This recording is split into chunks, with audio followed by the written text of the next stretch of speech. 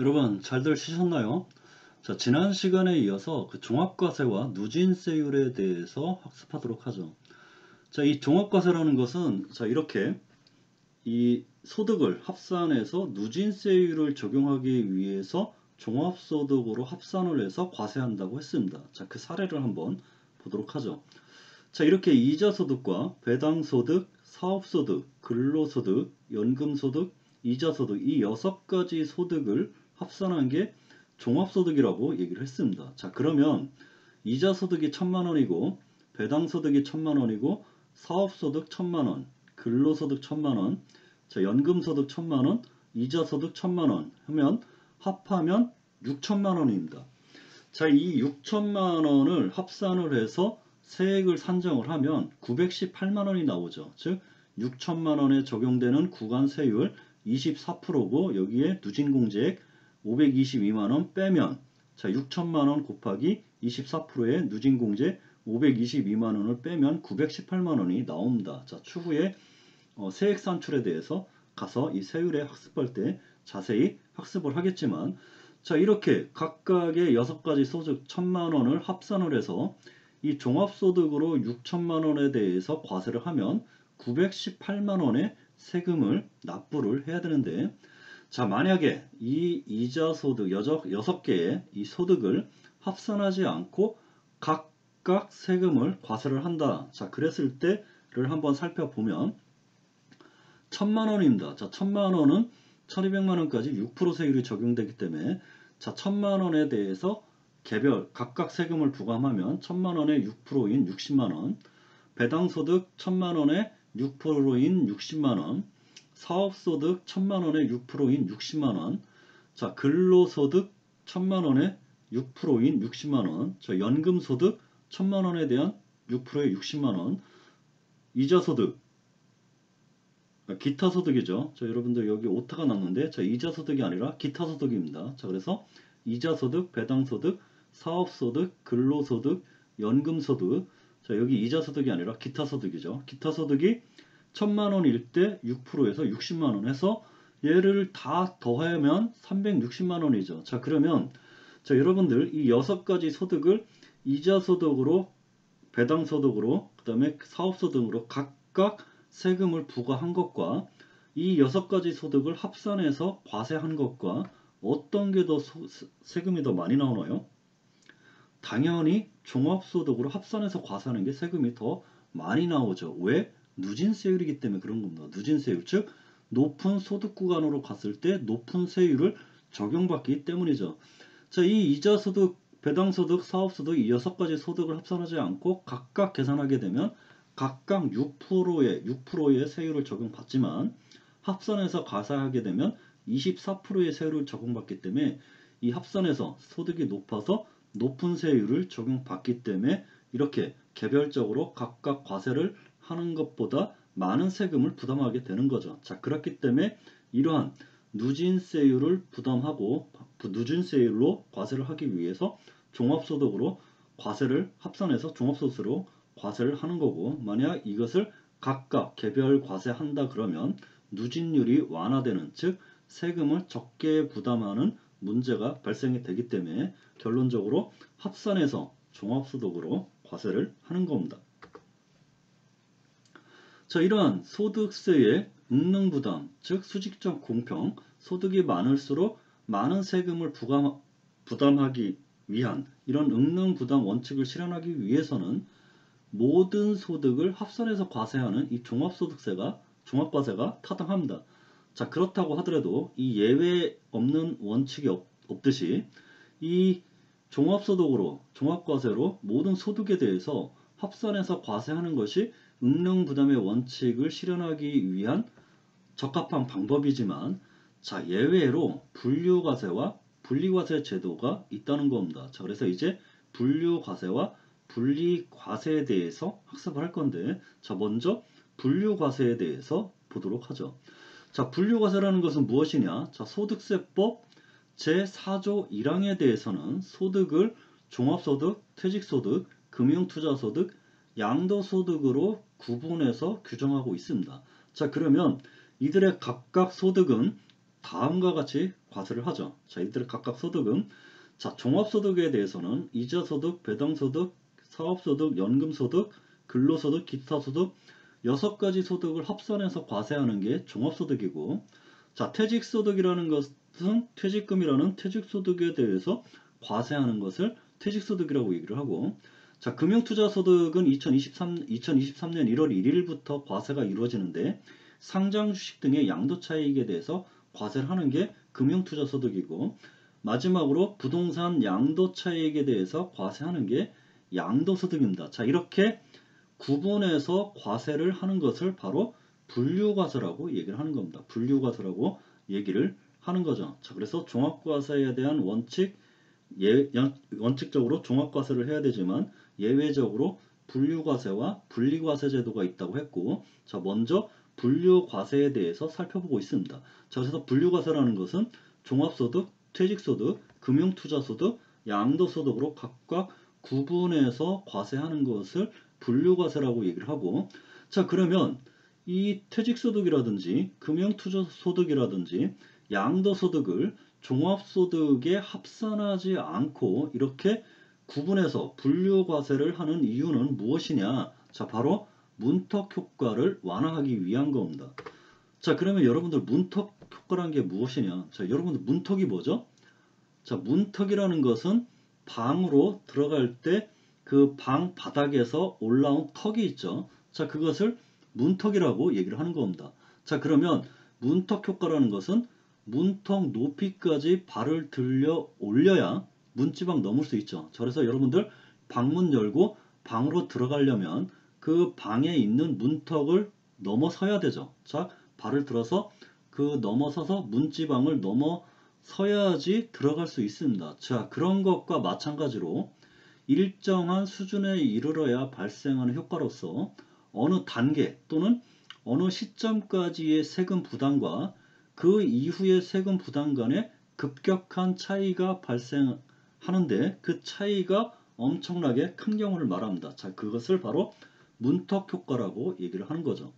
자, 예를 들어서 종합소득 금액이 500만 원입니다. 자, 근데 종합소득이 500만 원이면 바로 6%의 세율이 적용이 돼서 아주 낮은 세율이 적용이 되겠죠. 자, 그런데 어느 시점, 즉 내가 퇴직하는 시점에 퇴직금 1억이 발생이 하죠. 자, 그리고 주택을 상가를 하나 팔았습니다. 그래서 상가를 팔았더니 양도차익이 1억 원이 발생이 됐습니다. 자, 그리고 내가 주식을 팔았더니 주식 차익이 1억 원이 났습니다. 자, 그러면 갑자기 올해 3억 원의 소득이 발생이 된 거죠. 자, 그러면 매년 종합소득이 500만 원밖에 없어서 500만 원에 대한 6%의 세율이 적용받다가 갑자기 퇴직으로 인해서 퇴직금이 발생이 되고 부동산 양도차익으로 인해서 부동산 매각으로 인해서 양도차익이 발생이 되고 주식의 매각으로 인해서 양도차익이 발생한 이 3억을 이 종합소득에 합산해서 과세를 한다. 자, 그러면 500만 원에 대한 과세가 이루어지다가 이 퇴직한 시점, 부동산 매각한 시점, 주식 매각한 시점에 급격히 종합소득이 올라가고 3억 500만 원에서 3억 500만 원으로 올라가면 엄청나게 많은 세금을 부담을 할 겁니다. 자, 그래서 이렇게 퇴직 시점, 부동산 양도 시점, 상장 주식 양도 시점에 종합소득이 합산해서 과세를 하면 그 시점에 급격한 세액 부담이 증가하기 때문에 자, 이러한 세부담 증가, 급격한 세부담 증가를 완화하기 위해서 이렇게 퇴직소득에 대해서 과세하는 종합소득에 대해서 과세하는 종합소득세, 퇴직금이라는 퇴직소득에 대해서 과세하는 퇴직소득세, 부동산의 양도차익에 대해서 과세하는 양도소득세, 상장주식의 양도차익에 대해서 과세하는 금융투자소득세로 구분해서 각각 과세하는 것을 바로 분류과세라고 얘기를 하는 거고 자, 그게 바로 분류과세의 이유입니다. 자, 그러면 이제 자, 원칙적으로 모든 소득에 대해서 합산해서 과세하는 종합과세가 응능부담 원칙, 수직적 공평성을 제고하기 위해서 가장 좋은 방안이지만 그에 대한 예외로 분류과세와 분리과세가 제도가 있다고 했습니다. 자, 그래서 분류과세는 먼저 살펴봤죠. 자, 분류과세라는 것은 퇴직 시점이라든지 양도, 부동산 매각 시점이라든지 자, 그 시점에 종합소득이 합산을 하게 되면 세부담이 급격하게 늘어나기 때문에 자, 이러한 세부담이 급격하게 늘어나는 문턱 효과가 발생이 됐고 자, 그런 문턱 효과를 완화해 주기 위해서 분류과세 제도를 시행한다고 얘기를 했습니다. 자, 그러면 이제 분리과세 제도에 대해서 살펴볼 겁니다. 자, 그러면 분리과세라는 것은 무엇이냐? 자, 여러분들 우리나라의 그 개인에 대한 소득에 대해서 부과하는 소득세라고 얘기를 했습니다. 자, 우리나라 인구가 5천만이라고 뭐 가정을 하고 뭐 소득을 창출하는 인구가 뭐 50%만 잡아도 2,500만 원이죠. 자, 이 중 근로소득자가 거의 1,000만 명 가까이 됩니다. 자, 그러면 이 1,000만 명에 대해서 모든 소득에 대해서 그러니까 6가지 그러니까 이자소득, 배당소득, 기타소득, 근로소득, 연금소득, 사업소득 이 6가지를 빠짐없이 모두 과세를 한다 그러면 납세 의무자인 개인한테도 굉장히 많은 부담이 가고 그 다음에 과세 세무 행정을 처리하는 이 세무서 입장에서도 엄청난 업무 과중 현상이 발생이 될 겁니다. 자, 그리고 이렇게 모든 소득에 대해서 합산해서 과세를 하라 그러면 납세 의무자 입장에서는 세금을 탈루하기 위한 그러한 조치들을 행동을 할 수도 있다는 겁니다. 자, 그렇기 때문에 이 분리과세라는 것은 납세 의무를 완화해주고 납세 편의, 납세 의무자의 납세 의무 완화 및 납세 편의를 제공해 주고 과세관청의 세무행정을 최소화하고 세금의 탈루를 방지하기 위해서 종합소득에 합산되지 않고 별도로 과세되는 세금, 소득이 있습니다. 자, 그 대표적인 게 바로 이자 및 배당소득 합계액이 2천만 원 이하다. 그러면 종합소득으로 합산되지 않고 분리과세되는데 자, 이러한 분리과세 소득의 대표적인 예가 이자 배당소득 2천만 원 이하라고 보시면 되죠. 자, 그래서 여러분들이 이자소득, 즉 돈을 빌려주고 은행에 적금을 하고 받는 이자. 자, 그 다음에 여러분들이 주식에 투자를 해서 그 주식으로부터 받는 배당. 이 배당 소득의 합계가 2천만 원 이하다. 자, 그러면 15.4%로 분리과세가 되는 겁니다. 자, 종합소득으로 합산이 되지 않고 그냥 분리과세로 끝나버리는 거죠. 자, 이렇게 소득세는 신고 납부 세목입니다. 자, 그래서 이 소득세는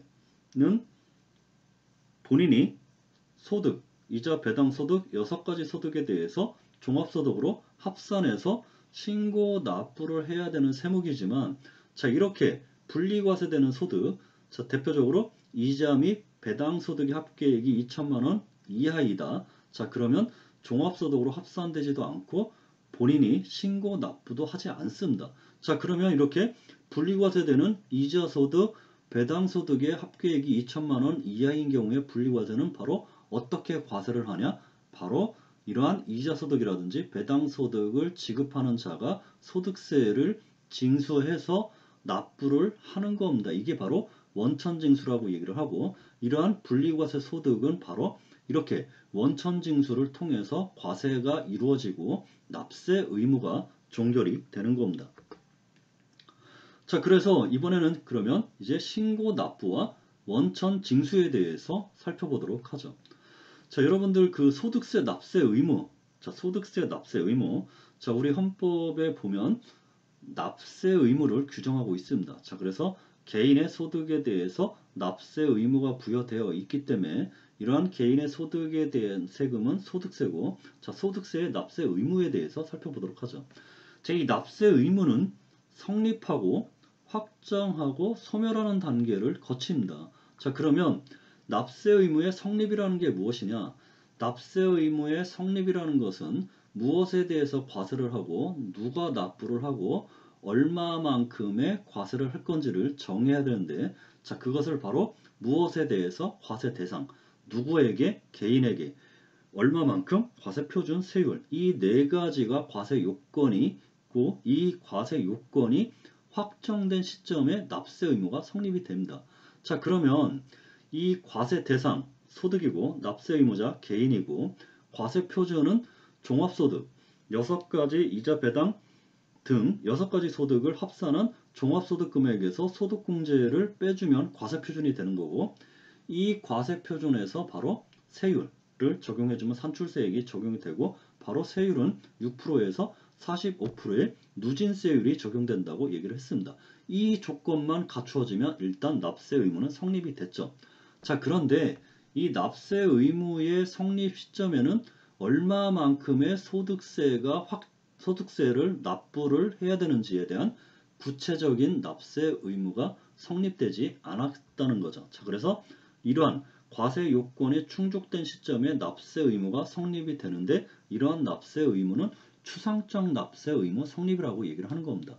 자, 그래서 이렇게 추상적으로 성립된 납세 의무는 구체적으로 세액을 확정을 해서 하는 절차가 필요한데, 자, 그러한 절차를 바로 납세 의무 확정이라고 얘기를 하는 겁니다.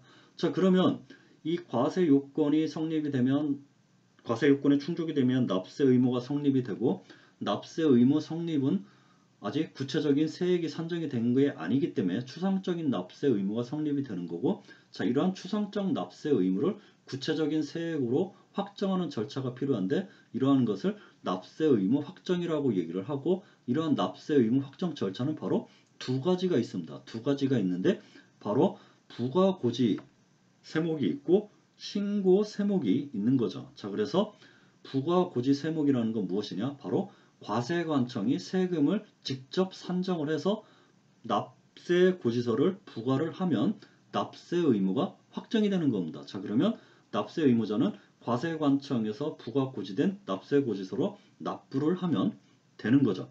자, 이러한 세목의 대표적인 게 바로 종합소득세라든지 재산세 같은 것들을 의미를 하는 거고, 자, 신고로 납세 의무가 확정이 되는 겁니다. 자, 그래서 소득세는 신고를 해야 되는 거죠. 그래서 납세 의무자의 세금 신고로 납세 의무가 확정되는 게 신고 세목이고, 자, 이러한 신고로 납세 의무가 확정되는 세목은 바로 소득세, 법인세 등 대부분의 세목은 바로 신고로서 납세 의무가 확정이 되는 겁니다. 자, 그래서 과세 요건이 충족되면 납세 의무가 성립이 되고, 납세 의무 성립은 추상적인 납세 의무가 성립이 된 거고, 이를 구체적으로 확정하는 절차인 납세 의무를 확정을 해야 되는데, 이러한 절차에는 두 가지가 있는데, 그게 바로 부가고지 세목이 있고 신고 납부 세목이 있습니다. 그래서 부가고지 세목은 과세관청이 부가고지로서 납세 의무를 확정하는 종합부동산이라든지 재산세 등이 있는 거고, 신고 납부 세목, 신고 세목은 납세 의무자가 세금을 과세관청에 신고함으로써 납세 의무가 확정되는 거고, 자, 그러한 세목이 바로 소득세, 법인세, 부가가치세 등이고, 대부분의 세목은 바로 이렇게 신고로서 납세 의무가 성립이 되는 겁니다.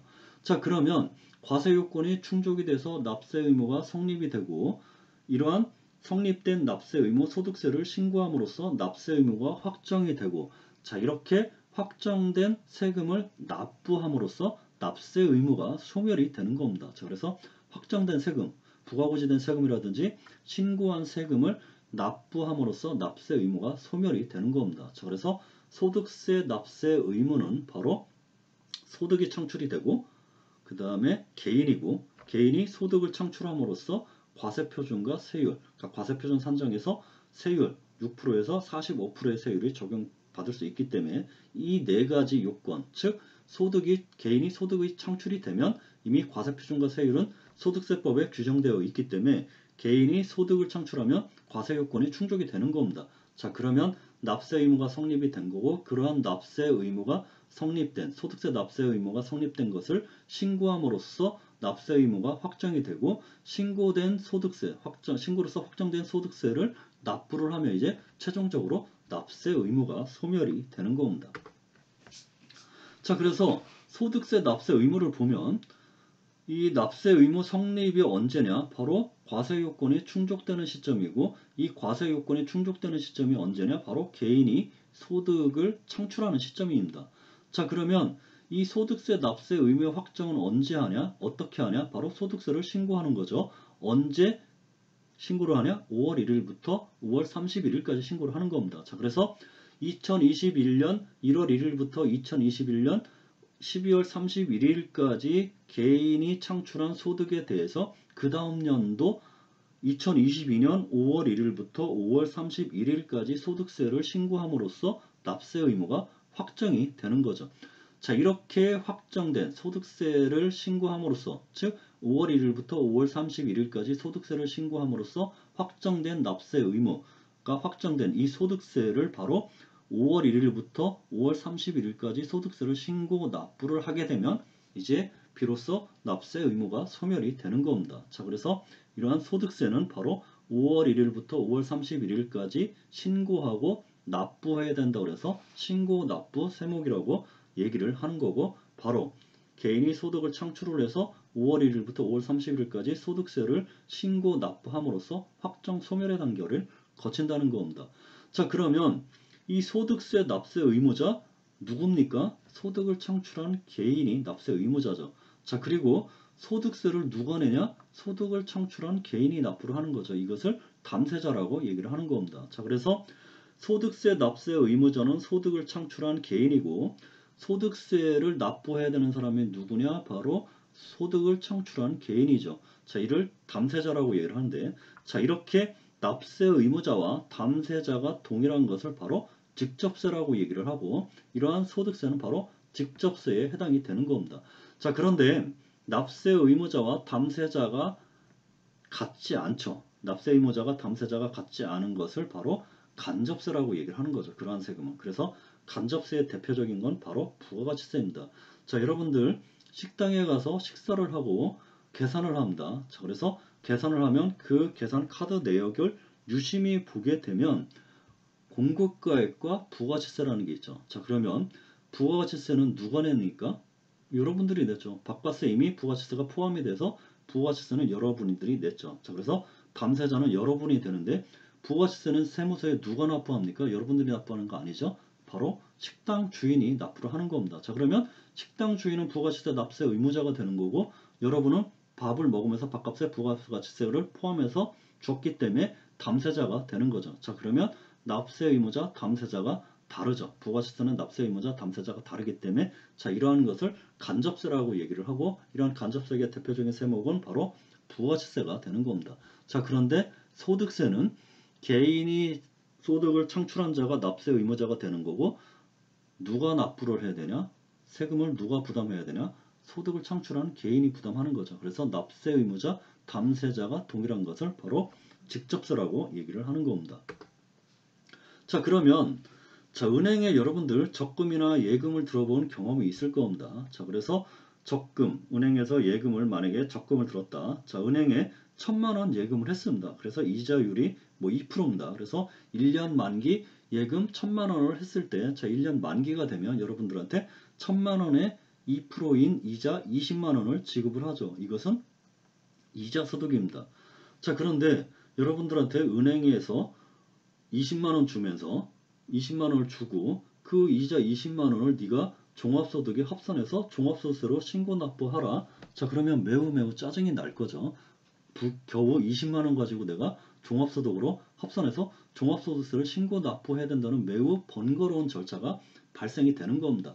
자, 그래서 이러한 적은 금액, 이러한 것들에 대해서는 납세 편의를 위해서 바로 여러분들한테 이자 20만원에 대해서 소득 종합소득으로 신고 납부하라는 게 아니라 바로 은행한테 소득세를 납부하라는 의무를 부여를 해줍니다. 자, 그래서 20만원에 대한 이 이자 지급 내역을 받아보면 이자 소득 20만원은 이렇게 구성이 되어 있을 겁니다. 그래서 이자 20만원인데, 자, 여기에 소득세 14% 28,000원, 지방소득세 1.4%에서 2,800원, 그래서 이자 20만원에서 소득세 28,000원, 지방세 2,800원 뺀 169,200원을 지급을 할 겁니다. 자, 그러면 이렇게 169,200원을 지급을 하고, 자, 은행은 바로 여러분들한테 28,000원, 28,000원하고 2,800원을 은행에서 소득세로 미리 징수해서 납부를 하는 겁니다. 자, 그래서 여러분들은 이자를 제외한 28,000원 소득세, 2,800원 지방소득세를 제외한 20만원 중에서 169,200원을 지급받고, 나머지 28,000원, 소득세 28,000원, 지방세 2,800원은 바로 은행이 세무서에 소득세는 28,000원은 세무서에 납부를 하고 지방소득세 2,800원은 막 주소지 구청에다가 은행이 납부를 하는 겁니다. 자, 그러면 이렇게 소득의 지급자 은행이 소득을 지급받는 자로부터 세금을 미리 징수를 해서 납부하는 것을 바로 원천징수라고 얘기를 하고, 이렇게 소득을 지급하는 자가 원천징수하는 이 소득 지급자를 원천징수 의무자라고 얘기를 하는 겁니다. 자, 그리고 소득이 발생된 소득, 이자 소득을 창출한 개인은 이렇게 원천징수, 은행에서 소득세를 납부한 걸로 납세 의무가 종결되는 거죠. 이것을 바로 분리과세라고 얘기를 하는 겁니다. 자, 그러면 이 원천징수라는 것은 개념적으로 소득을 지급하는 자가 그 지급받는 자의 세금을 징수해서 과세관청에 납부하는 제도입니다. 자, 그렇기 때문에 소득을 지급하는 자가 그 소득에 대한 원천징수세액을 차감한 잔액만을 지급하고 그 원천징수세액을 과세관청에 납부하는 것을 바로 원천징수라고 얘기를 하는 겁니다. 자, 이러한 원천징수 제도가 있는 이유는 이 소득세의 납세 의무자는 매우 많고, 이 소득세 개인 자체가 사업자가 아닌 근로소득자도 있고 사업자가 아닌 자도 상당히 많기 때문에 세원의 탈루를 최소화하고 세금을 소득이 발생됐을 때 납세 의무자가의 누락을 방지를 하고, 조금 전에 살펴봤듯이 은행에서 이자 지급할 때 무조건 이자 소득에 대해서는 원천세로 납부를 하기 때문에 세원의 탈루가 최소화되고, 이 얼마 되지 않는 이자 소득 20만 원에 대해서 종합소득으로 신고 납부를 하라 그러면 과중한 납세 의무자한테 과중한 납세 의무 부담을 지워주는 거기 때문에 이러한 납세 편의를 도모하기 위해서 현행 소득세법은 이 원천징수 제도를 매우 광범위하게 활용하고 있다는 거죠. 자, 그래서 이 원천징수 의무자는 소득을 지급하는 자인데, 이 소득을 지급하는 자가 여러분들 개인이든 법인이든 따지지 않습니다. 자, 그리고 사업자인지 사업자가 아닌지도 따지지 않습니다. 자, 무조건 이 소득세법에 규정된 소득을 지급하는 자는 무조건 원천징수를 해야 되죠. 자, 그래서 이 소득을 지급하는 자, 이 원천징수 의무자가 지급자이고 이 지급자가 원천징수를 해야 됩니다. 그리고 이 원천징수 의무자는 법인인지 개인인지 따지지 않고 사업자인지 따지지 않습니다. 자, 사업자가 아닌 개인이다 하더라도 이 소득을 지급하면 원천징수 의무자가 되는 거고 원천징수를 해서 납부를 해야 되는 겁니다. 자, 그런데 이 원천징수 의무자는 바로 소득을 지급하는 자죠. 자, 이 소득을 지급하는 자가 아니라 소득을 지급받는 자가 개인인 경우에는 원천징수 의무가 소득세법에 규정되어 있고, 이 소득을 지급받는 자가 법인인 경우에는 바로 법인세법의 원천징수 의무가 부여되어 있습니다. 자, 그래서 이 소득을 개인에게 지급하는 경우에 원천징수 의무는 소득세법에 규정되어 있는데 어떤 것에 대해서 원천징수를 해야 되냐? 자, 바로 이자소득, 배당소득, 자, 사업소득.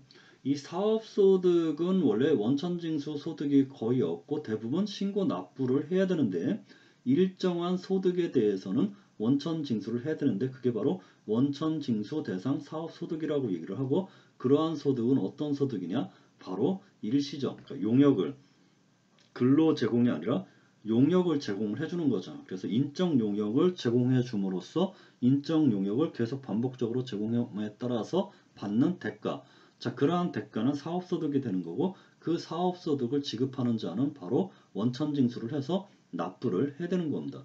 자, 그리고 근로소득 당연하죠. 여러분들 회사 다니면서 월급 받죠. 그 월급 받으면 매월 그 월급에서 소득세하고 지방소득세를 따박따박 뗄 겁니다. 자, 그게 바로 원천징수죠. 그 다음에 연금소득, 퇴직소득, 봉사료, 금융투자소득. 자, 이러한 소득을 지급하는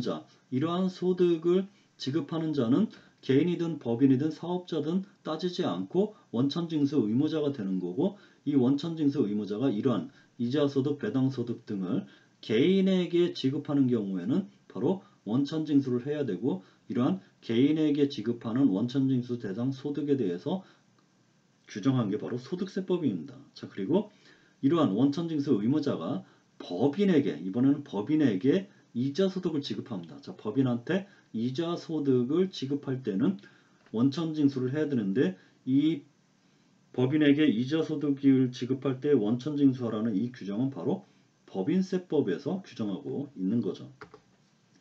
자, 그래서 우리 소득세법 제127조에 보면 바로 원천징수 의무가 있습니다. 자, 그래서 국내에서 거주자, 즉 사업자, 비사업자 따지지 않죠. 그리고 법인인지 법인이 아닌지 따지지 않습니다. 자, 무조건 국내에서 거주자에게 다음 각 후에 어느 하나에 해당하는 소득을 지급하는 자는 바로 소득세를 원천징수하여야 한다. 자, 원천징수를 하여야 한다기 때문에 강제 규정입니다. 반드시 해야 되는 거죠. 내가 내 마음대로 뭐 하고 싶으면 하고 안 하고 싶으면 안 하는 게 아닙니다. 강제 규정이기 때문에 강제로 해야 되죠. 강제 규정이기 때문에 강제로 해야 되는데 안 한다. 바로 가산세가 부과가 되는 겁니다. 그 내용에 대해서는 추후 학습을 할 겁니다. 자, 그래서 어떤 소득에 대해서 원천징수를 하냐? 바로 1호부터 9호. 지금 조금 전에 살펴봤던 뭐 이자소득, 배당소득, 원천징수 대상 사업소득, 근로연금, 기타소득. 자, 그 다음에 뭐 퇴직소득, 일정한 봉사료.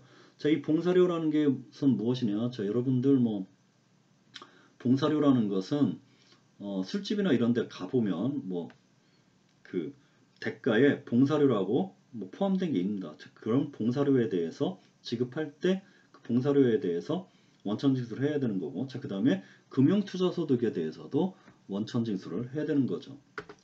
자, 그리고 법인세법 제73조에 보면 자, 내국법인에게 자, 지급받는 자가 개인이면 소득세법, 지급받는 자가 법인이면 법인세법에 규정한다고 했습니다. 자, 그래서 법인세법 제73조에 내국법인의 이자소득 등에 대한 원천징수입니다. 그래서 내국법인에게 다음 각 호의 소득을 지급하는 자는 원천징수하라는 거죠. 그래서 그 소득이 어떤 소득이냐? 바로 이자소득, 소득세법에서 규정한 이 이자소득을 법인에게 지급하는 자는 원천징수를 해야 되는데, 이러한 원천징수 의무 법인에게 지급하는 경우에는 법인세법, 개인에게 지급하는 경우에는 소득세법에 규정되어 있다는 겁니다. 자, 그 다음에 이제 그 예납적 원천징수와 완납적 원천징수가 있습니다. 자, 그래서 이 예납적 원천징수가 뭐고 완납적 원천징수가 무엇인지에 대해서 한번 살펴보도록 하죠. 이런 경우입니다. 자, A가 C한테 이자소득을 지급을 합니다. 자, 근데 이 A가 은행 A라는 뭐 A가 C에게 이자소득을 지급하면서 원천징수를 합니다. 자, 그런데 이자소득이 뭐 500만 원이다, 2천만 원 이하이다. 자, 그러면 원천징수로서 납세 의무가 종결이 되죠. 자, 원천징수로서 A가 납부를 하고 C는 뭐 더 이상 추가 납세 의무가 없는 거죠. 자, 이렇게 원천징수로서 납세 의무가 종결되는 것을 바로 완납적 원천징수라고 얘기를 하는 겁니다. 자, 그래서 이자소득 2천만 원 이하인 이자소득 500만 원이다. 자, 그러면 지급자가 C가 부담할 소득세를 미리 징수해서 원천징수로 납부를 함으로써 끝나는 겁니다. 더 이상 C는 뭐 납세 의무가 없는 거죠. 자, 이렇게 원천징수로서 납세 의무가 종결되고 납세 의무자인 C는 추가 납세 의무가 없는 것을 바로 완납적 원천징수라고 얘기를 하는 겁니다. 완납적 원천징수라고 얘기를 하고, 자, 반면에 이 C가 A한테 사업소득을 지급합니다. 자, 그래서 B가 A에게 인적 용역을 제공하고 A는 B한테 대가를 지급하는데 그게 바로 원천징수 대상 사업소득인 거죠. 자, 추후에 자세히 학습을 할 겁니다.